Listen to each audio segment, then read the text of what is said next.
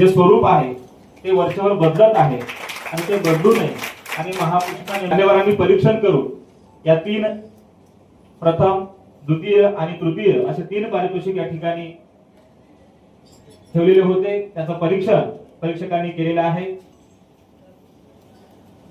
समता, स्वातंत्र्य, बंधुत्व.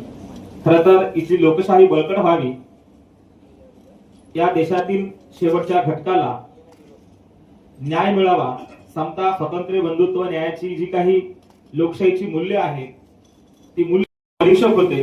मी मान्यवरांना विनंती करतो की त्यांनी मिलिंद लोखंडे यांचा सन्मान करावा.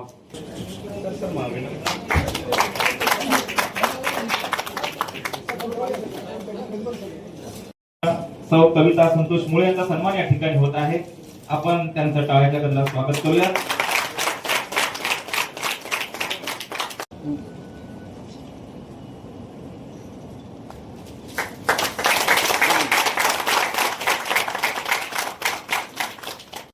आणि सन्मान त्यांना पारितोषिक देण्याची विनंती मी आदरणीय महापौर आणि आदरणीय मंत्रिमंडळाचे या ठिकाणी 11,000 रोख रक्कम आणि स्मृतिचिन्ह देऊन या सर्व टीमचा सन्मान करावा. मराठी नाव फाउंडेशन आणि समृद्धी जीवन फाउंडेशन हा दोन्ही संयुक्तप्रमाणे खंडारे साहेब आणि येडके साहेब त्यांनी आणि त्यांची टीमने खूप चांगली एक नियोजन प्रोग्रामचा केला होता की मागच्या वर्षी जे उत्कृष्ट जयंती मंडळ आहे त्यांनी जे व्यसनमुक्त, डीजे मुक्त आणि चांगली आदर्शवाले देखावे असा ठेवला होता, त्यांनी आज पुरस्कृत केलेला आहे.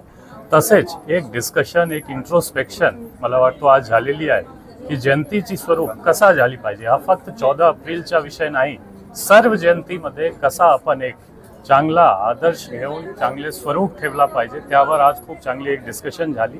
आणि मला वाटतं हा जे एक चांगली सुरुवात आहे, प्रत्येक कॉलनीमध्ये, प्रत्येक एरियामध्ये जाऊन, प्रत्येक मंडळ सोबत जाऊन असा मला एक डिस्कशन ठेवायला लागेल आणि ज्यामध्ये पूर्ण सर्व नांदेडकरचा सहकार्य आणि सहयोग लागेल. थँक्यू.